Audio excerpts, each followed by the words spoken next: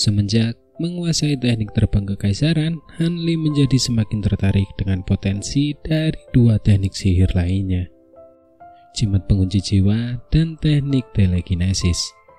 Jadi dia menghabiskan banyak waktu dan tenaga berharap bahwa suatu hari dia bisa membuat terobosan tiba-tiba seperti yang dia lakukan dengan teknik terbang kekaisaran dan mendapatkan kilasan wawasan.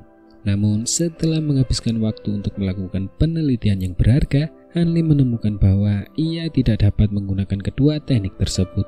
Hal ini bukan karena cacat bawaan dalam konstitusi Hanli, melainkan karena tubuhnya tidak cukup kuat untuk kedua teknik tersebut. Seperti yang dijelaskan dalam buku, jimat pengunci jiwa adalah jenis jimat yang harus dipersiapkan sebelumnya. Hanli menggunakan kertas kuning yang dibelinya dari kota kecil di dekatnya dan mengikuti petunjuk buku, menggambar bola dengan kuas lukis.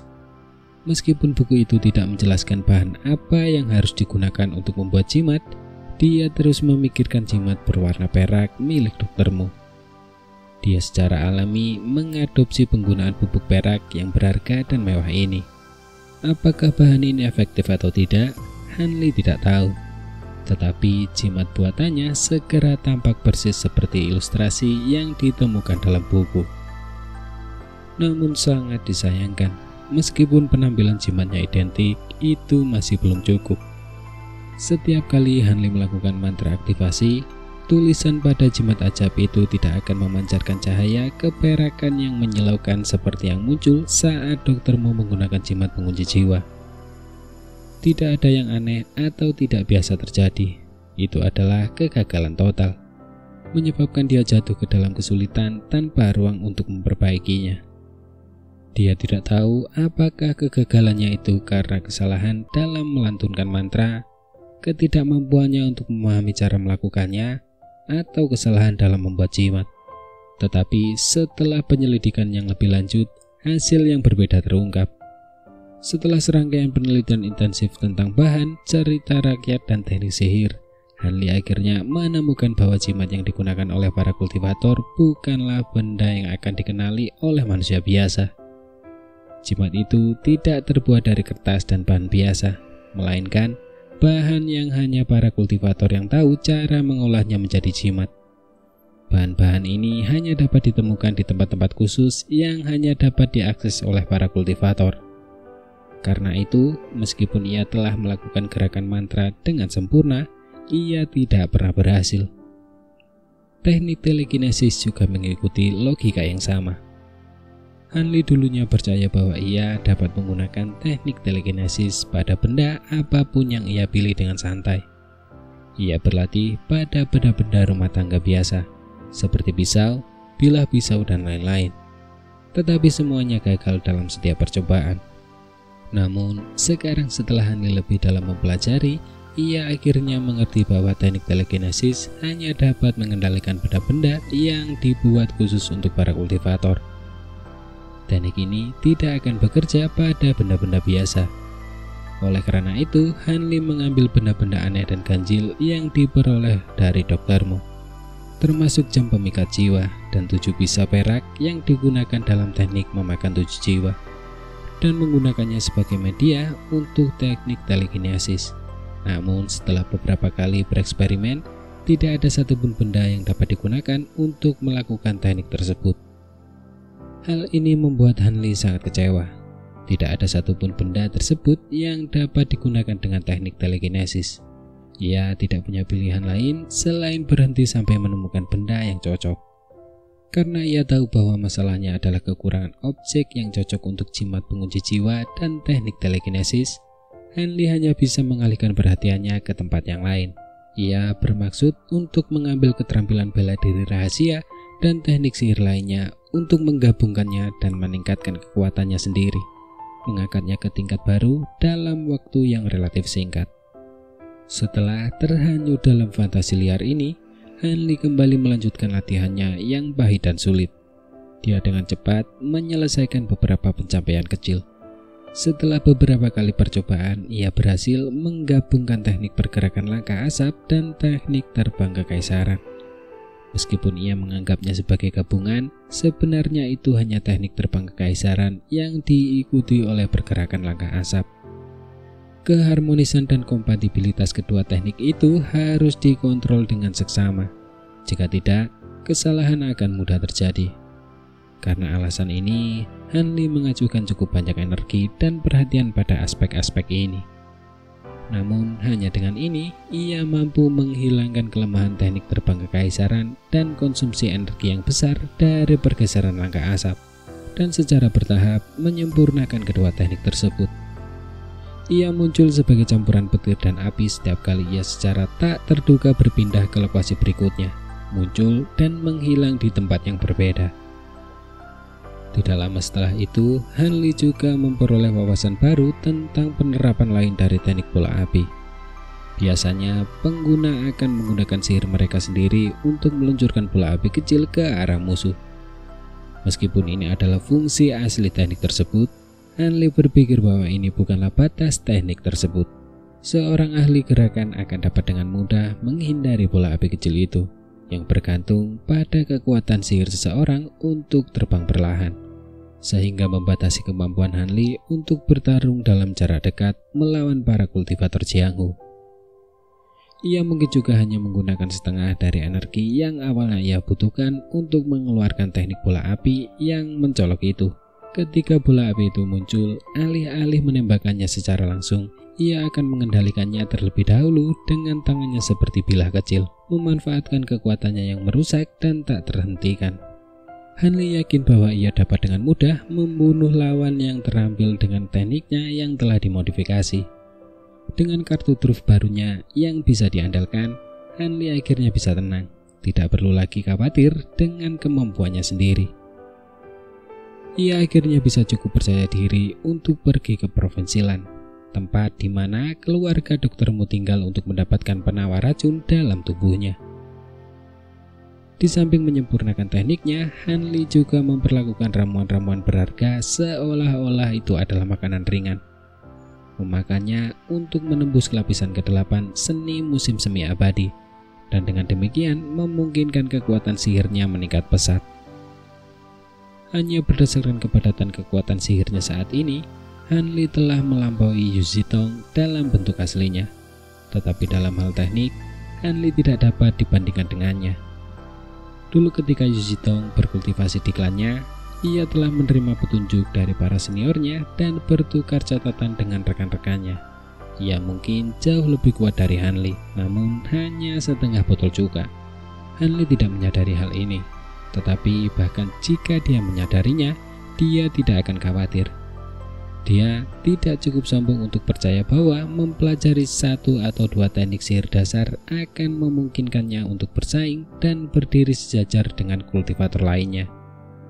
Musuh-musuhnya saat ini masih manusia biasa di dunia sekuler dan bukan kultivator Jianghu.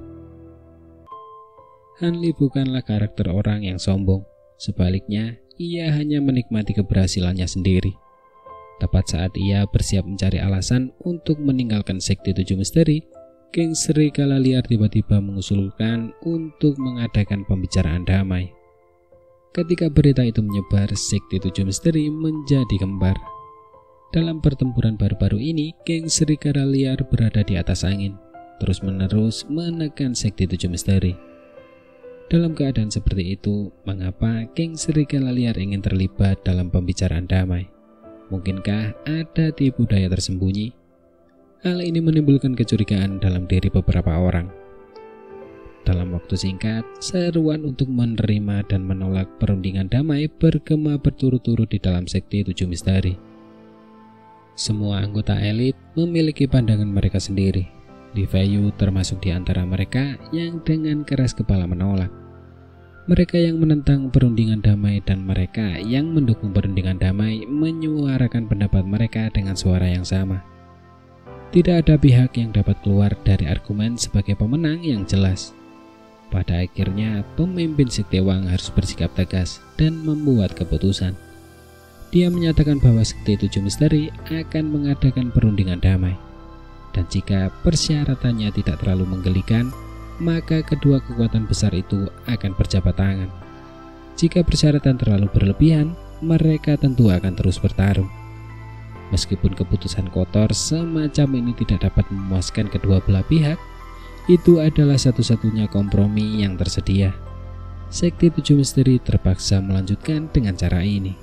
Setelah beberapa kali berdiskusi antara Sekte Tujuh Misteri dan geng Serigala Liar, keduanya sepakat untuk bertemu dan berdiskusi di suatu tempat bernama Lereng Pasir Jatuh, yang terletak di antara kedua perbatasan mereka. Mengenai anggota tim delegasi yang akan berpartisipasi dalam diskusi, geng Serigala Liar dengan tegas mengusulkan agar kedua belah pihak harus memiliki satu figur otoritas tinggi sebagai ungkapan itikat baik. Jika tidak, diskusi ini tidak perlu diadakan. Ketika syarat ini diajukan, tidak menimbulkan keributan di dalam Sekte Tujuh Misteri, karena ini merupakan syarat yang sangat wajar dalam perundingan. Tentu saja, tidak ada pihak yang bersedia mengirim elit peringkat tertinggi mereka ke situasi berbahaya seperti itu. Sekte Tujuh Misteri paling banyak akan mengirim seorang pemimpin sekte pembantu, sementara geng Serigala Liar akan mengirim anggota pembantu dengan status yang sama untuk menjaga reputasi mereka. Oleh karena itu, kondisi ini tidak menjadi masalah. Hasilnya, kedua belah pihak sepakat pada tanggal yang ditetapkan untuk perundingan. Dan ketika hari itu tiba, kedua kelompok mengirimkan sekitar 100 anggota untuk mengikuti pertemuan tersebut. Agar dapat bersiap terhadap kemungkinan penyergapan yang dilakukan geng Serigala Liar selama negosiasi berlangsung, para anggota Sekte Tujuh Misteri yang turut serta dalam negosiasi telah menyusun rencana cadangan yang matang.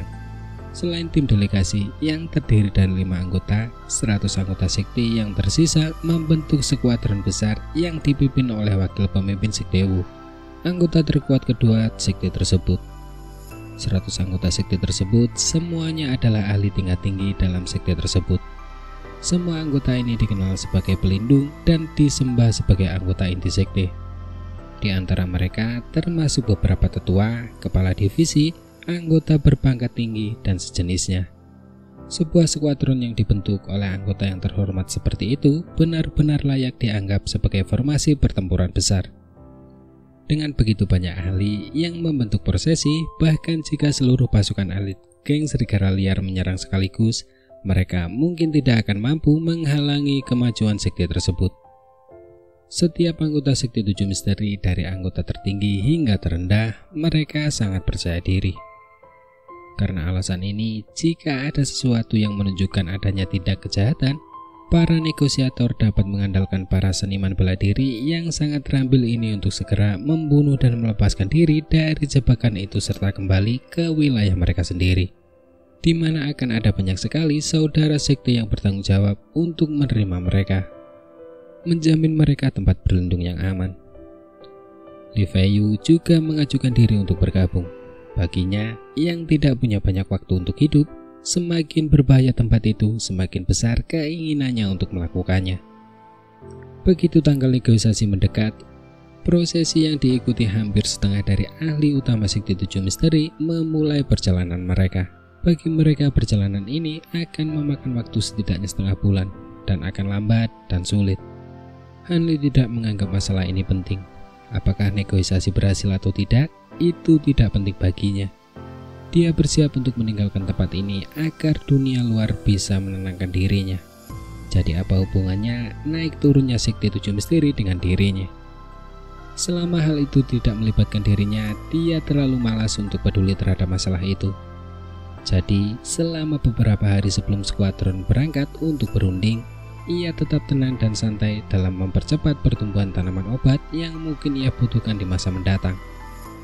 Selain itu, ia mulai mengumpulkan beberapa benih tanaman obat yang berharga sebagai persiapan untuk penggunaan di masa mendatang. Han Li sudah memutuskan bahwa begitu tim delegasi kembali ke gunung, ia akan secara resmi mengucapkan selamat tinggal kepada beberapa anggota sekte. Jika anggota elit sekte tidak mau membiarkannya pergi, ia tidak akan keberatan mengungkapkan sedikit kekuatan aslinya di depan mereka agar mereka dapat menyaksikan kekuatannya dan menyerah sepenuhnya untuk menahannya. Sebenarnya, pergi diam-diam adalah pilihan yang paling tepat.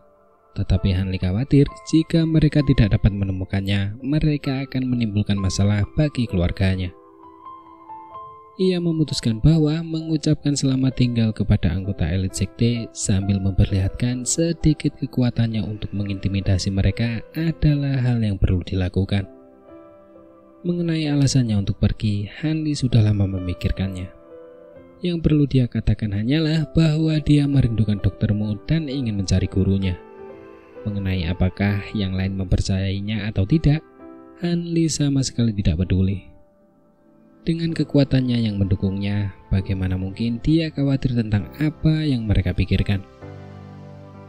Setiap kali Hanli memikirkan hal ini, dia tidak dapat menahan diri untuk tidak mengangkat sudut mulutnya dan memperlihatkan sedikit senyum dingin. Hanli saat ini dapat memusnahkan kehidupan beberapa anggota sekte jika dia mau, dan itu semudah membalikkan telapak tangan. Tentu saja, semua itu hanya pikiran. Dia tidak akan melakukan hal yang drastis seperti membunuh anggota sekte. Namun, Hanli tidak akan pernah membayangkan bahwa 4 malam setelah tim negosiasi pergi, seseorang yang berpakaian lusuh dengan rambut panjang dan tidak teratur serta tertutup debu dari kepala hingga kaki tiba-tiba menerobos masuk ke rumahnya.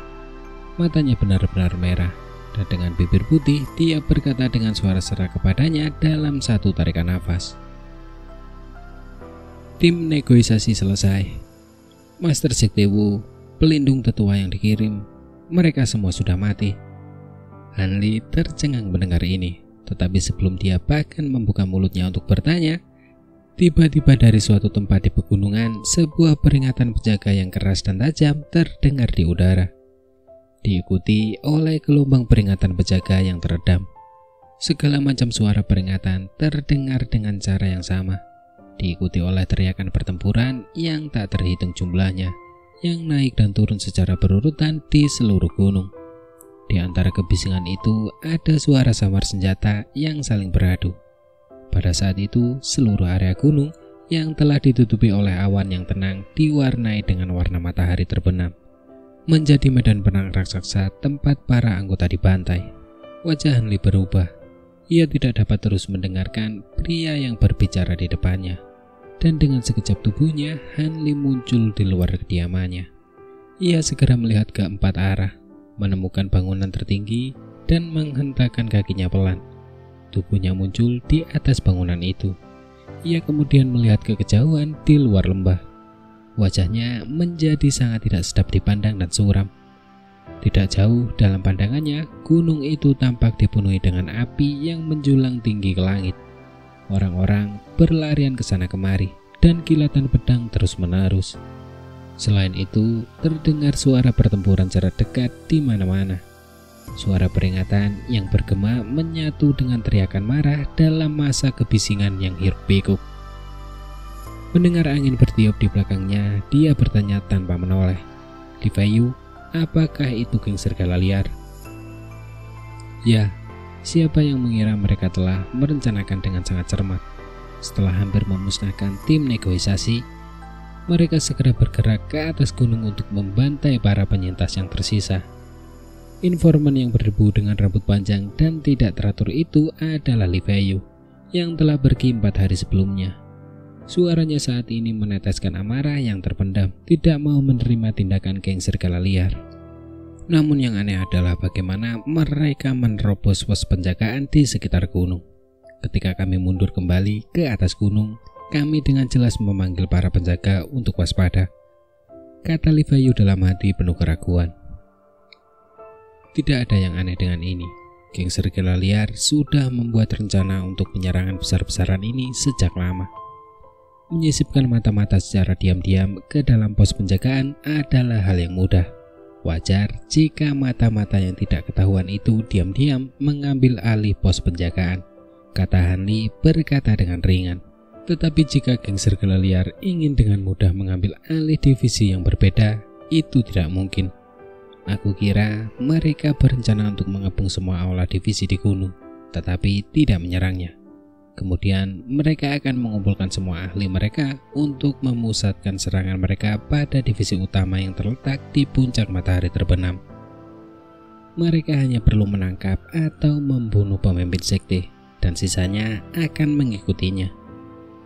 Jadi, apa yang harus kita lakukan sekarang? Haruskah kita pergi ke puncak matahari terbenam? Pertanyaan-pertanyaan Li Feiyu muncul satu persatu dengan tidak sabar. Hanli terdiam. Setelah beberapa saat, dia tiba-tiba menoleh ke arah Li Feiyu dan berkata dengan serius, "Kau masih belum memberitahuku sesuatu yang penting. Tim negosiasi memiliki begitu banyak ahli yang sangat terampil. Jadi bagaimana mereka bisa dihabisi sepenuhnya? Secara logika, geng serigala liar seharusnya tidak memiliki kekuatan sebanyak itu." Mendengar kata-kata ini, otot-otot wajah Li Feiyu menegang sejenak. Sambil memperlihatkan sedikit ekspresi senyum pahit, dia berkata, "Mereka menembakkan sejumlah besar busur silang secara berurutan. Busur silang ini kebetulan berkelas militer." Busur silang berkelas militer. Itu benar. Hari kedua kami meninggalkan gunung, kami berjalan di ladang. Dan karena kami masih berada di wilayah kami sendiri, semua orang cukup santai. Pada saat itu, banyak anggota geng serigala liar muncul dari semua sisi. Dan di masing-masing tangan mereka ada busur silang yang kaku. Segera langit ditutupi oleh hujan anak panah. Serangan mendadak itu menyebabkan para pengikut yang kurang memiliki keterampilan bela diri tewas di tempat di tengah hujan anak panah yang kacau. Hanya beberapa ahli bela diri atau yang sangat beruntung yang mampu menghindari gelombang pertama ini. Tetapi banyak yang mengalami cedera, yang melemahkan keterampilan bela diri mereka sedikit demi sedikit. Aku juga salah satu dari mereka yang beruntung. Kalau tidak, aku tidak akan berhasil kembali. Berbicara sampai di sini, Li Feiyu masih memiliki beberapa ketakutan yang tersisa. Matanya tanpa sadar memperlihatkan jejak ketakutan. Sepertinya gambar rentetan anak panah itu memancing reaksi yang cukup besar dari Li Feiyu. Setelah rentetan anak panah itu, para ahli lainnya muncul, dan semua orang terlibat dalam pertempuran sengit. Pasukan kami yang tersisa memutuskan untuk memecah formasi kami, berjalan sendiri-sendiri untuk meningkatkan peluang kami untuk bertahan hidup. Keberuntunganku juga bagus. Di mata musuh, aku tidak berada di urutan teratas daftar orang yang akan mereka bunuh. Jadi hanya beberapa orang yang mengikutiku, dan keterampilan bela diri mereka tidak terlalu mendalam, sehingga aku bisa membantai mereka. Namun saat aku bergegas kembali, aku menemukan bahwa geng serigala liar telah menyerbu pos pemeriksaan kami satu persatu secara berurutan. Mereka menunggu orang-orang yang lolos dari penyergapan untuk masuk ke dalam perangkap mereka. Setelah jatuh ke dalam perangkap 2 kali, aku tidak berani lagi mencari bantuan. Karena aku ingin tahu tentang situasi anggota sekte lainnya, aku kemudian menguatkan tekadku dan langsung menyergap seorang penegak hukum geng serigala liar yang mengenakan pakaian biru. Dari dia, aku mengetahui bahwa pemimpin sekte Wu dan beberapa tetua lainnya semuanya telah tewas dalam pertempuran di tengah para ahli yang tak terhitung jumlahnya yang mengelilingi mereka. Hanya menyisakan mereka yang melarikan diri seperti aku, yang tidak dianggap terlalu penting maupun terlalu kuat. Setelah mendengar berita ini, aku tidak berani menunda lagi dan bergegas kembali ke atas gunung dengan sekuat tenaga. Di tengah perjalanan, aku secara kebetulan bertemu dengan 2 orang lainnya yang sepertiku, berhasil lolos dari kematian. Bersama-sama, kami terus melarikan diri selama 1 hari 1 malam, dan akhirnya kembali ke gunung. Begitu kami kembali, 2 orang lainnya pergi ke puncak matahari terbenam untuk memberitahu pemimpin sekte Wang bahwa tim negosiasi telah sepenuhnya dihabisi. Aku mengarang alasan bahwa aku harus menyembuhkan lukaku dan diam-diam datang menemuimu untuk membahas serangan balik kita. Meskipun pemimpin sekte Wu dan banyak orang lainnya tewas dalam penyergapan, beberapa murid berhasil melarikan diri. Status kita dalam sekte tidaklah tinggi atau rendah. Siapa tahu jika para petinggi akan tersulut amarah dan menyalahkan kita semua, menjadikan kita kambing hitam. Meskipun aku belum selesai menceritakan semuanya, geng serigala liar sedang membantai orang-orang di gunung. Kau harus memberitahuku apa yang harus kita lakukan sekarang. Li Feiyu mengatakan semua ini dalam satu tarikan nafas dengan ekspresi tak berdaya. Mendengar ini, Hanli mengerutkan alisnya dan memiringkan kepalanya untuk berpikir. Pada saat itu, suara-suara pembantaian semakin keras dan sekali lagi terdengar suara memilukan dari orang-orang yang sekarat, membuat siapa saja yang mendengarnya tidak bisa berbuat apa-apa selain gemetar. "Apakah kamu masih memiliki bawahan di gunung?" Hanli bertanya, suaranya menjadi sangat serius. "Aku masih memiliki sekitar 20 orang bawahan yang ditempatkan di beberapa rumah dekat kediaman Tetuali. Awalnya aku berencana untuk membawa mereka keluar untuk menyelesaikan beberapa masalah setelah tim negosiasi kembali," ucap Li Feiyu. "Baiklah, pertama-tama kita akan pergi ke kediaman Tetuali untuk mengumpulkan yang lain dan juga memanfaatkan kesempatan untuk bertemu dengan Nona Zhang Xiu'er dan Tetuali. Mengenai langkah selanjutnya, kita akan membuat keputusan setelah mengetahui lebih banyak tentang situasinya," kata Hanli dengan tenang tampak sangat rasional. "Baiklah, aku akan mendengarkanmu. Saat ini di luar sedang kacau. Aku sangat khawatir dengan Xiu'er," seru Li Feiyu dengan sedikit khawatir. Hanli melirik Li Feiyu, sama sekali tidak tahu apa yang dipikirkannya. Di satu sisi, Li Feiyu sangat khawatir dengan Zhang Xiu'er, tetapi di sisi lain, dia jelas mengerti bahwa dia tidak akan hidup lama lagi. Tetapi dia tetap bersikeras ingin menikahinya, dan jelas tahu bahwa dia akan segera menjadi janda. Orang yang kontradiktif. Hanli diam-diam memberikan penilaian yang tidak menyenangkan kepada teman baiknya itu. Hanli melompat pelan dan turun dari atap. Tak lama kemudian, Li Feiyu mengikutinya turun. "Biarkan aku pergi mengambil beberapa barang, lalu kita akan segera berangkat," ucap Hanli. "Baiklah, tapi kau harus cepat. Aku benar-benar khawatir dengan keselamatan Xiu'er," kata Li Feiyu. Ekspresi khawatir nampak jelas di wajahnya. Mendengar ini, Hanli hanya bisa terdiam. Yang satunya lagi terus-menerus menggumamkan Xiu'er. Terdengar sangat sentimental dan membuat Hanli merasa sedikit hina bercampur cemburu. Hanli tidak lagi memperhatikan Li Feiyu yang sedang dilanda asmara. Dia mengurus urusannya sendiri dan mulai memasuki rumahnya sendiri. Mulai dengan cepat mengumpulkan segala macam barang yang berbeda namun penting.